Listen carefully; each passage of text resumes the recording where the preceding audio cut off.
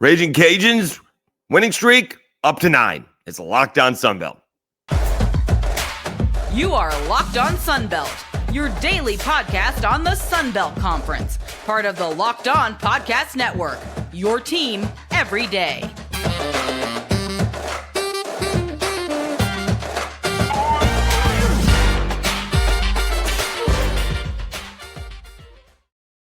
All right, Dave Schultz, Locked On Sunbelt, your team every day. Today's episode is brought to you by Nissan. Are you the kind of driver that likes to push things a little further?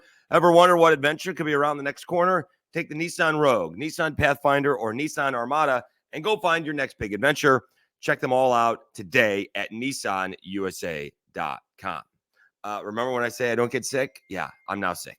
Great. All right. It was a little something before. Now it's a lot of something. Although I will say the cough medicine, whatever that is, I understand now why they made me check ID or something like that at the drugstore. That was good stuff last night. All right. We'll talk about the Cajuns winning 9 straight here coming up. ULM upsets Coastal Carolina and the JMU Coaching Search. So we'll go over all of the baseball last night and see where the Dukes are. I don't think a lot of people know a lot of the names. I'll be first to tell you I don't. But we'll see what Shane Metlin basically is informing us of the JMU Coaching Search now that Mark Byington has taken the Vandy job and has been announced in Vanderbilt. All right, so last night the Cajuns, big series this weekend in San Marcos to take on Texas State. And, you know, everyone was talking about, you know, you're going to give up a run or two because, you know, it's a small ballpark and Texas State has a great hitting ballpark. Well, the game was 0-0 through 3. Cajuns end up winning it 4-1. A couple of strategic things and some tough plays if you're Texas State. First of all, the combination. Somewhere along the way, it's not going to go well, but the combination of Andrew Herman, who is a junk ball lefty, although, can throw it a little bit, right? He's not throwing 82 or anything like that, but he might be throwing in the high 80s, maybe low 90s, but really a breaking ball and an off-speed pitch is what's going to get you. And then bringing in LP Langevin. I mean, one's throwing in the, mid to high 80s and the other one's throwing in the mid 90s. Good luck. I mean, the last two teams did not have a shot. ODU did not have a shot, and Texas State did not have a shot last night. Langevin struck out 6 in 3 1/3 innings. No. All right, so we'll get to that. So Cajuns, Herman got out of trouble right in the beginning, gives up a leadoff triple, and doesn't give up a run. Cajuns, I don't think had a guy reach first time around the lineup, second time around the lineup. I want to make sure I get this right because it's very infuriating. Okay. Let me see. Go back to the 4th. That would help out. Okay. So John Taylor extends his hitting streak to 13. I believe extended it. He has an infield base hit. All right. You want to bunt Mandino to put Taylor on at second base to bring up DeBarge. Okay. All right. I get it. But Mandino makes it. He gets an infield base hit. He was safe. So now it's 2 on and nobody out for basically your best hitter, Kyle DeBarge, and they lay down a bunt. I don't like that. Did not like it. He did it well. He sacrificed it over. But Amity was hit by a pitch that loaded the bases, and then Pastore hits into a double play. You took the bat out of your best hitter's hands. Unfortunately, you did have somebody hit into a double play, but it's a 0-0 ball game. Going into the game, maybe if it's like the 8th inning or the last 3 innings, and we'll get to that because they did lay down a bunt, I just don't like taking the bat out of my best hitter's hands. I just don't like it. Not at all. And I guess you got to give the Texas State pitcher some kudos for getting in and out of a jam where the only person who hit the ball hard was Pastore, hits into a double play. Okay. So in the bottom of the 4th, Texas State gets on the board, 2-out rally. Lugo with a single up the middle and Pena with a double to left center field. All right, so there's an error in there, but I guess it means it's an unearned run but I think Lugo probably scores anyways, but they called it an unearned run. They tried to pick him off at first, and he advanced to second, so he scores easily on the double. It's 1-0. Connor Higgs comes up in the 5th. He goes Apo Taco and ties the ball game up, and it's a 1-1 ball game. In the 6th, Cajuns probably get a little bit lucky, and maybe if we're running, maybe an extra run scored. I don't know. So DeBarge gets this all with 2 outs. Taylor flied out, Mandino flied out. DeBarge walks. Amity hits a double to right center field. Bad luck for Texas State because instead of taking a low bounce coming back, it took a huge high bounce. The right fielder has to wait for this to come down, allowing DeBarge to score. Absolutely a big difference on that play. The next guy, Zambo, is pinch hitting for Pastore. He hits a pop-up down the left field line. They were playing Zambo. They were playing him to pull, I guess, playing him to right. So Pena had a long way to go, overruns the ball. It bounces in fair territory. Amity scores easily. I happen to think if Zambo was running, he would have scored, but he got to third. And it makes it a 3-1 ball game. Herman goes into the 6th, and it's the longest outing for a Cajuns pitcher since Herman did it against Tulane, where he went 8. Cajuns pitchers have not pitched 5 innings in a long time. I guess in the Tulane series, they went 5 1/3, 8. And the other 2 other times, I guess. Herman went, he got a win against McNeese and then Fluno. So it's actually 4 pitchers that have gone at least 5. He's only the 3rd starting pitcher to get a win this season for the Cajuns, and 2nd on the weekend. Nonetheless, Langevin comes in, strikes out Lugo, and they really didn't threaten again. They may have had he blew a fastball up and in against Pena. They give up a leadoff single in the 8th, but they really didn't have much of a chance at him. Struck out 2 in the 9th. Cajuns do add a run in the 9th. John Taylor does lay down a suicide squeeze, scoring Jose Torres. Jose Torres got on with a single, steals second of all things, ends up at third, and comes home on a suicide squeeze punt on a 1-2 pitch. I mean, there's gutsy, and then there's ballsy. I guess up 3-1 is probably more gutsy than ballsy. They're up 3-1. You're not down 2-1 to try to tie the game up. So they do add a run on a sack bunt. Cajuns, have won 9 straight. Can they win today and take the series? I presume Fluno is going. I haven't heard any different. We'll see what happens, though, because he's not pitching a whole lot. Does Martinez come in and pitch well behind him, as has been the case the last few outings. Checking out the quickly on Warren Nolan, going a little long in this segment. They actually dropped after they won. It's unreal, right? They actually dropped. They were 62 coming into the game. They dropped to like 64, 65. They're up to 57 after the dust settled with all the other ball games.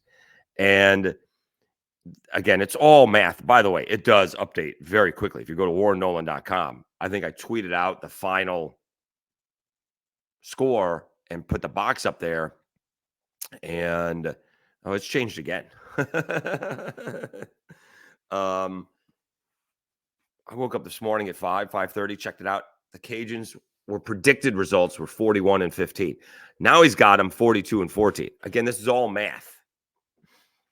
He's got them finishing at a RPI of 32, which will get them in. Not to mention their 23-7 conference record. So we'll see. Earlier today, and they predict all the games. He still has a sweep against Coastal for Coastal.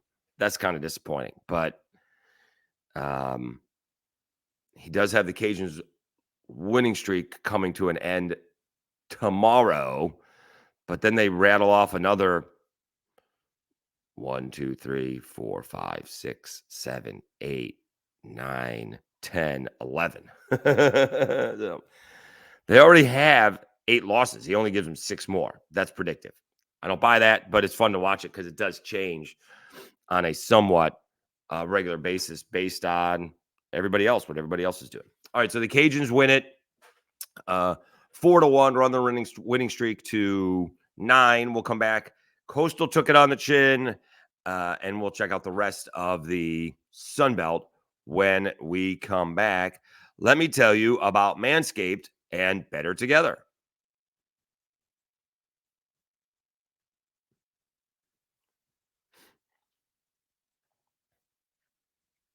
This episode is brought to you by the spring cleaning champions, Manscaped. This season, make sure to groom your carpets and the drapes with the leaders in the below the waist grooming. Clear out that winter bush with Manscaped Lawnmower 5.0.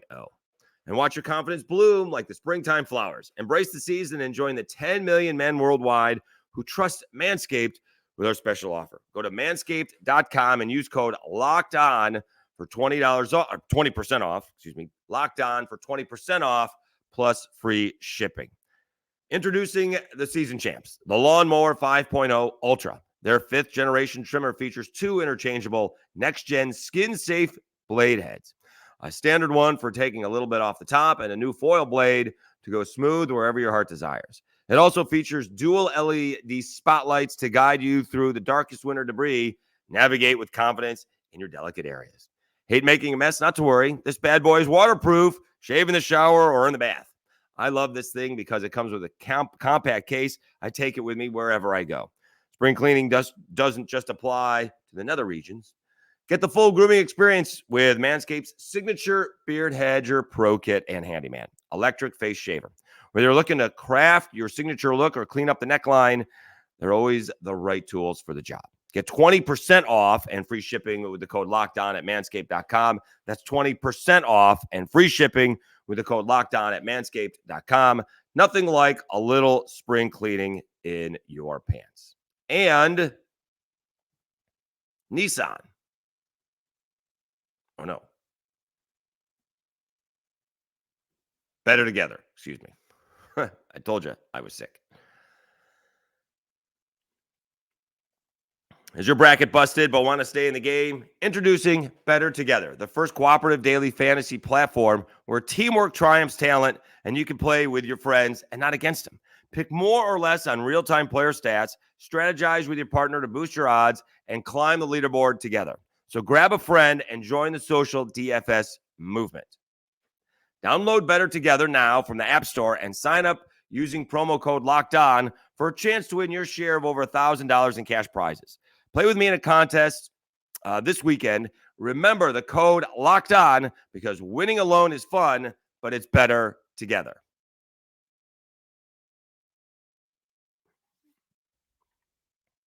All right, Dave Schultz, Locked On Sunbelt, your team every day. Checking out the rest of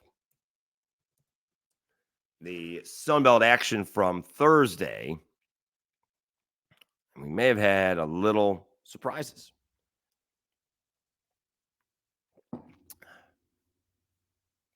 ULM hammers Coastal Carolina 11-3. How about that? 5 runs in the third and 3 more in the fourth, make it an 8-0 game. Now, for Coastal, that's not out of reach, but they just did not do well. Let's quickly look at Coastal. You got to give credit to ULM for coming out. Does it say what the records are here? Let me see. I mean, Coastal was 17-7. I'm sorry, Coastal was 18-6 coming into the game. ULM was just 13-12. Give them credit. But it felt like I saw a tweet that Coastal's been struggling on the road. Let's check that out. Like they lost another road game. They have fallen to 32 in the app. On the road, they are just 1-4. So they haven't played a whole lot on the road. They are 17-3 at home, 1-4 on the road. There we go. All right. There we go. Let's see here. For ULM, Colby Lunsford, 3 for 4, 2 runs scored. Sean Weatherby had the big night. My goodness.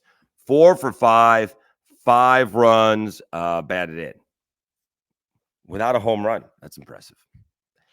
So, again, the top of the lineup, we talk about this with the Cajuns. ULM, 2, 3, and 4 guys had 9 base hits, 6 runs batted in, and 5 runs scored. Carolina takes it on the chin as Alexander Mackey, 8 runs on 9 hits and 4 innings of work. So ULM doing work against Coastal Carolina. Be honest with you, did not see that one coming. All right. Also on a Thursday, James Madison takes down Georgia State 14-6. James Madison with 6 runs in the first. And basically, that's your ball game. Goodness gracious. Let's see here. Fenric Tremble for James Madison, 4 for 5, 3 runs batted in. Also scored 2 runs. I mean, everybody had 15 base hits. So if you didn't have a base hit, not great. But they had 1, 2, 3, 4, 5 players with more than 1 base hit. Jaden Kinsler didn't pitch all that well. And in fact, he got 6 runs in the first. He didn't last 5 innings to get the win. 5 runs, 8 hits, 4 2/3 innings. Todd Mizzouki got the win in relief. Some defense was not great for Georgia State as McMahon's 7 runs allowed, only 1 was earned. No, not great. All right, so James Madison takes down Georgia State 14-6. Marshall with a nice win on the road. They had to hang on. They did have the scoreboard. Texas State does a pretty good job. I was out and about. I probably won't be tonight, but I was out and about watching that, and they had the update. They had the scores being updated, and Marshall kind of ended up hanging on. I thought it was a little bit bigger, but they got out to 7-2 lead, 8-5, 9-5, 9-6, 9-7. And 9-8 app. See if they threatened in the 9th to try and tie it up. They did not. They went 3 up and 3 down in the 9th. They did have chances in the 8th to put more runs on the board, but did not. So Marshall hangs on. That's a big win for Marshall and a tough loss for App State. South Alabama and ODU, I think they called that game early on in the day. That was rained out due to impending weather. They're playing a doubleheader today. Southern Miss hammers Troy 14-4. And Georgia Southern over Arkansas State 6-2. So checking out the standings. Southern Miss is now into a second place tie with Georgia State. Cajuns 6-1. Southern Miss, Georgia State 5-2. Texas State and Georgia Southern 4-3. Coastal, App, Troy, James Madison, ULM, Marshall, all 3-4. South Alabama and Old Dominion are still 2-4. They'll make that up today. And Arkansas State is 2-5. So, again, James Madison has a pretty good RPI. I think that, let's check that out quickly. I think they have probably dropped. They did have a good RPI. Let's see where they were. James Madison still 34. So that's a nice win against Georgia State, who had been playing good ball. We'll see who wins the series this weekend. And again, as Matt Degg says, they are giving themselves, the Cajuns are giving themselves a little bit of room. But boy, if you go into San Marcos and take a series by Friday, you're feeling pretty good about yourself.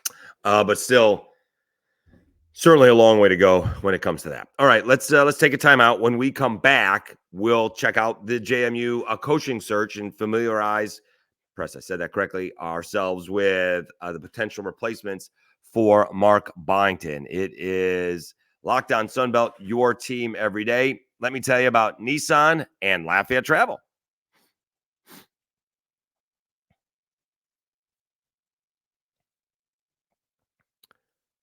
This week's March Madness Bracket Highlight is brought to you by our friends at Nissan. Each week, we're picking one team that stands out, a team that's pushed it further than the rest.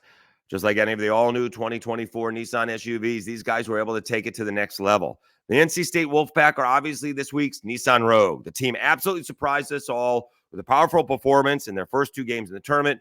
Wins over Texas Tech and Oakland have set them up to play Marquette in the Sweet 16. They say win life, go Rogue, and that's exactly what the Wolfpack have done. Take the Nissan Rogue, Nissan Pathfinder, or Nissan Armada and go find your next big adventure. Shop nissanusa.com.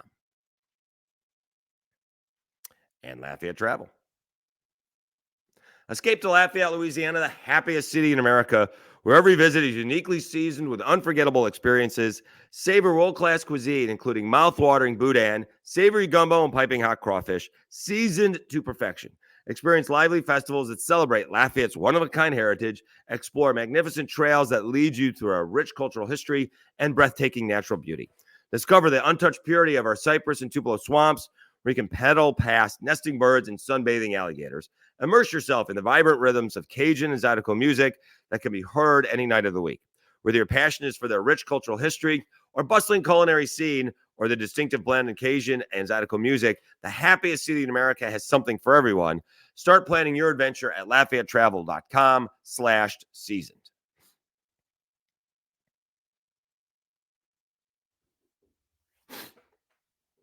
All right, Dave Schultz, Locked On Sunbelt, your team every day. So remember, it's just Friday of this week. JMU loses to Duke on Sunday. At about 1:30, before 1:30 Eastern time, it came out that Mark Byington was going to Vandy.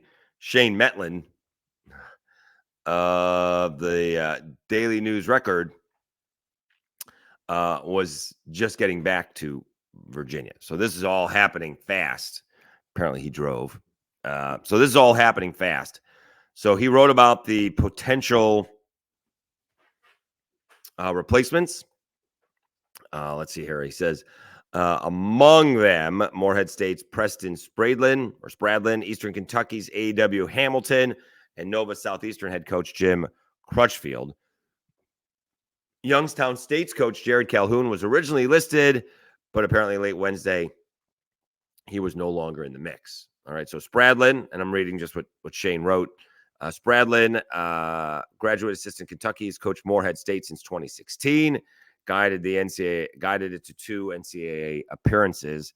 This season, the Eagles went 26-9 and won the Ohio Valley Conference before falling to Illinois in the tournament. All right, Hamilton is 104-88 after 6 seasons in Eastern Kentucky, which includes an Atlantic Sun regular season championship this year. Went to Marshall. Hamilton previously coached at Hargrave Military Academy in Chatham, where he won 91% of his games and a prep school national championship. Well, that's impressive. Crutchfield is a Clarksburg, West Virginia native, one of the most successful Division II coaches of all time. Over the past 2 decades, Crutchfield has won more than 85% of his games at West Liberty in West Virginia and Nova Southeastern in Florida. Produces one of the highest scoring teams in the country at any level. Well, that's what you want. You want to be fun. So we'll see. They did have a bunch of guys enter. I think they're up to 5 players enter the portal, including the 3 that did it originally: Terrence Edwards, Xavier Brown, and Jalen Carey. And now Raekwon Horton and Justin Amati are in the portal as well. So we'll see what JMU does.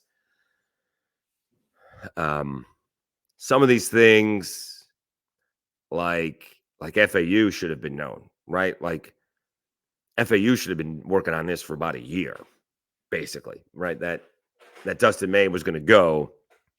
Surprised he didn't go last year after the trip to the Final Four, right? Or the trip to the championship game. So you would have thought that they would be prepared, and they were. And they named somebody very quickly. Mark Byington, I mean, it came out, you got to, with 30 wins, you got to be prepared for that. And it came out he was going to West Virginia. It didn't work out. But, boy, the other thing happened fast. So it could have been a little bit prepared for this. They went through a search firm. So could have been a little bit prepared for moving forward. So we'll see how it goes. All right. And then we got the Marshall coaching search. Well, no, Marshall named Cornelius Jackson. Sorry. Jumped the gun. All right. We'll see how I feel this weekend. Everybody, please have a happy Easter holiday weekend. Be safe. Thank you so much for all of the support. Really appreciate it. You've been watching and listening to Locked On Sunbelt, your team every day.